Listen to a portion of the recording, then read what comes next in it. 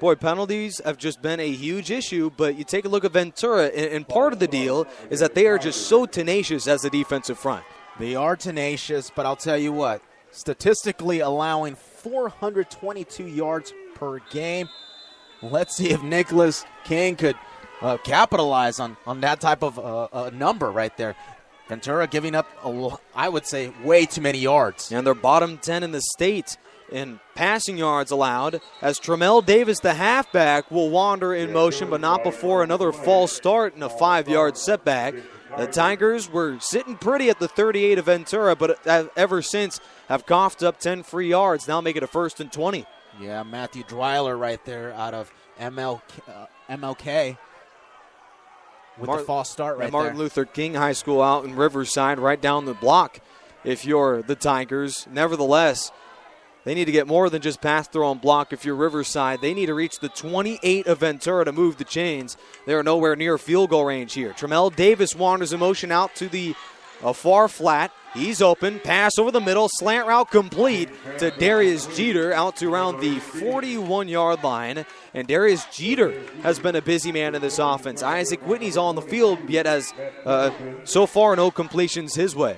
We'll see if frustration plays a role against RCC. Again, Ventura's going to give up all the short passes, and let's see if Riverside's patient enough to continue. Shotgun snap. King will fire right, complete. That'll be Alejandro Marenco's 3rd catch and 2nd on the drive alone, and a late flag, too. That may be against Ventura. It was a 10-yard pickup, but may as well be a huge first down for Riverside. Yeah, and it will be. It looks like, again, that short pass to the outside, it's going to be there. They are negotiating down on the far sideline. 3:27 to go. The Tigers on a 4-minute march have traveled from their own 25, and due to penalties and other unnecessary hits by Ventura, it's now the Tigers that on the 9th play of the drive will now be sitting pretty in the red zone. Ball sits at the Ventura 17. A mental lapse right there for Ventura right there for sure. Extracurriculars after the play, taking down Marenco and then giving him some. Shouldn't be doing that, guys. Yeah, these are two of the sloppiest teams in Southern California. Both of these ball clubs rank dead last in their conference in penalties, and Ventura's had the bad case of flags on this drive. King off a bootleg, looking long, will tuck it under and take it himself and scurry out of bounds at around the 13-yard line. That'll gain all of a 3 yards as he went laterally from left to right. If I'm Riverside, I'm taking that. And that's actually Nicholas King's 2nd run.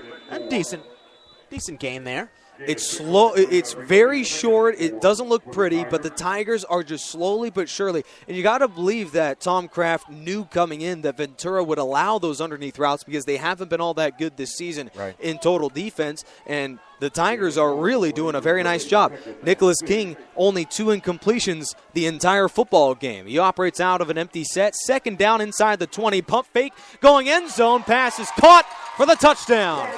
Ryan Ramirez for his 1st on the year. Touchdown Tigers, and they claim the early first quarter lead. Ryan Ramirez just runs a streak down the middle. Nicholas King pump fakes to his left and just throws that bullet straight into his hands. Touchdown.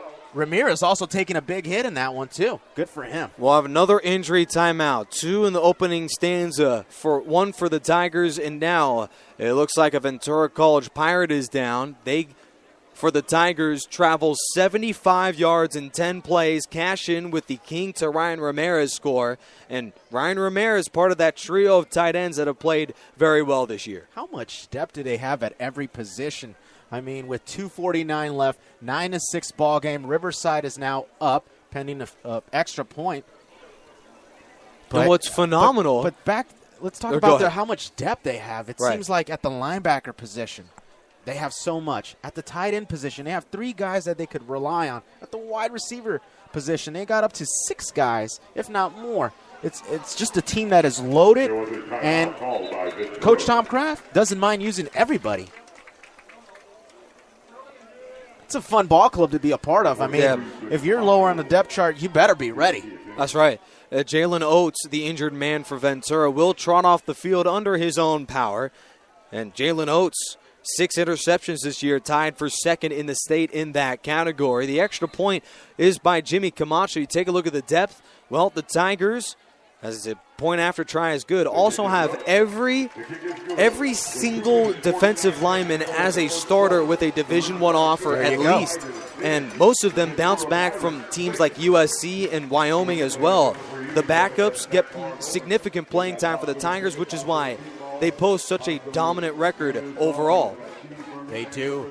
And Coach Tom Kraft uses everybody to their best ability. If you're a third down type of a defensive lineman, that's when you're going to be used. A speed rusher.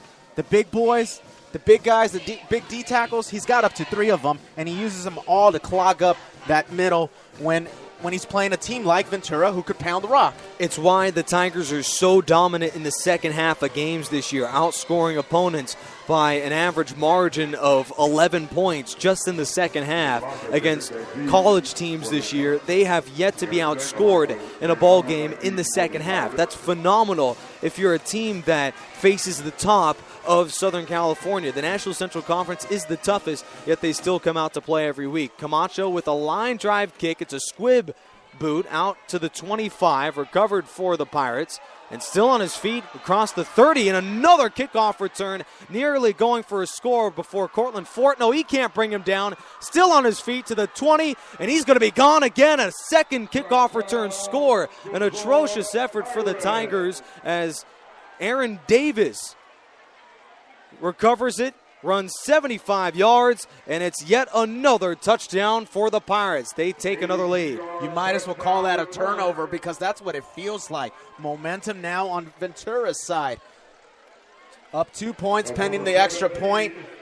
2 returns already early on. This special teams is officially struggling for sure. Well, this was the number 1 special teams unit coming in with the kicking of Camacho, and Anthony Zamora was number 1 in the state in punting, but it has been this kickoff unit for the Tigers that out of oblivion has now turned into an Achilles heel if you're the Tigers. With the extra point, it's 13-10 Ventura in this ball game, and they're getting things going on all 3 phases.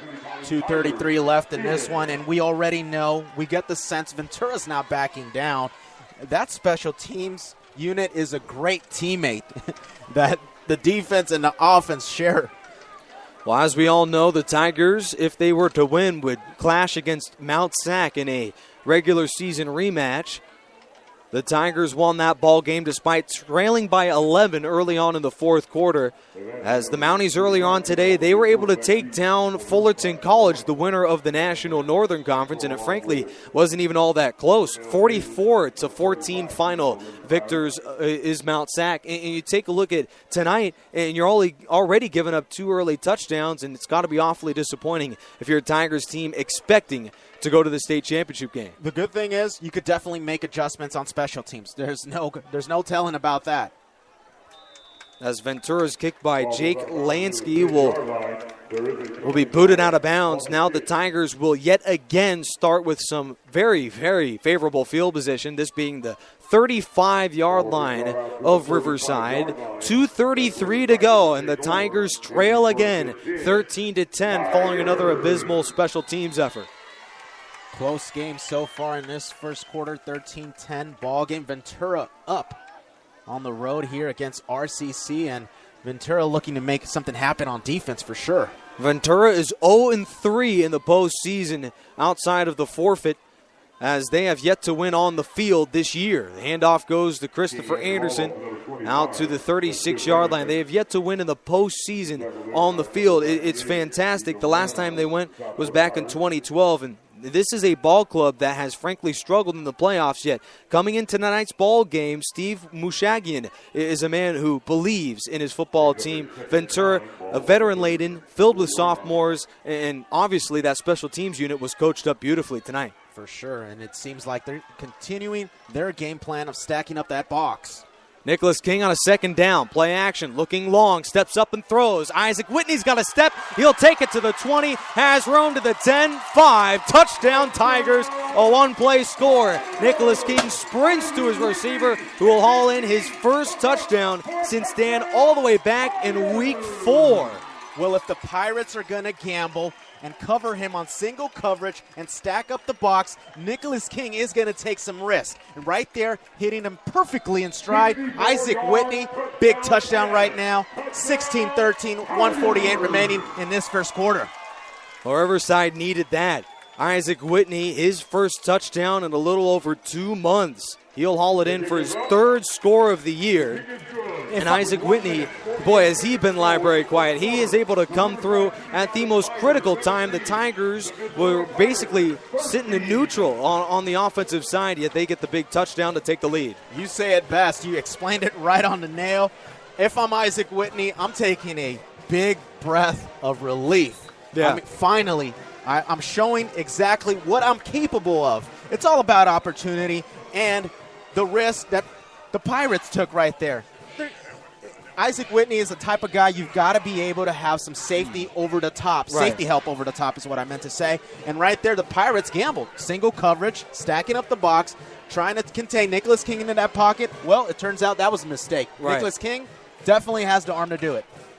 That was a 50-yard pass that turned out to be a 75-yard overall touchdown as Isaac Whitney did the rest. And that's for a man who's so highly touted, many could regard to be a top 5 junior college wide receiver. He has been so quiet in that ballgame, a non-factor, as the Tigers receivers only had one catch over the last 2 weeks until that touchdown. It's been an interesting up and down year for a man who has received 11 scholarship offers, most notably a scholarship from the University of Southern California. He received one recently from Florida, and it's double-digit offers, but he has yet to haul in that big score, yet to make the big play until now. And furthermore, I took a look at Isaac Whitney this week. This is a man that was benched in the second half of practice on Thursday, yet comes in today and acts like, nothing's everything same old, if you will, Dan. I guess he has the perfect mentality for it, despite struggling early on, just like you say, in the past couple of weeks, coming out here with that big touchdown grab.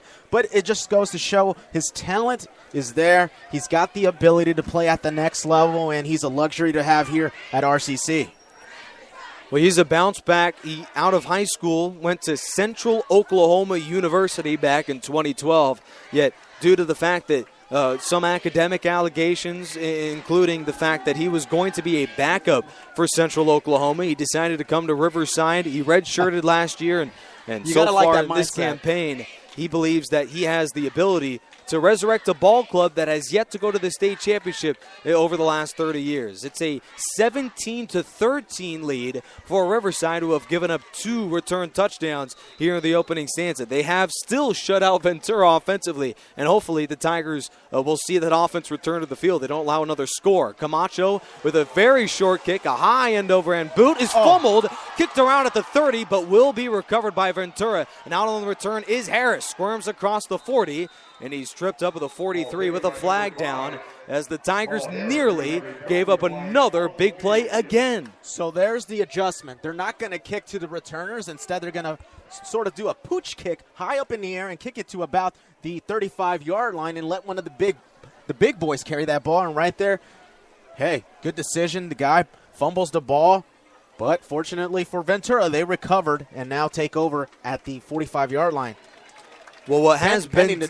Yeah, bending the flag, of course. But what has been disappointing for the Tigers is that on the last kickoff return touchdown, it wasn't your main return man, Paul Harris, but instead an up back last time who returned for a score. Special teams has been a disaster tonight. It has, allowing 2 big kick returns. And that's the only reason Ventura's in the ballgame with 13 points.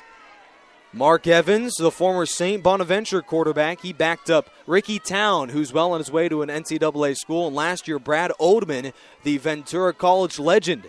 He's now the starter following 3 games with Jalen Brady as the starter. As Mark Evans, a sophomore, a man who has been very productive for Ventura so far this year. He has been.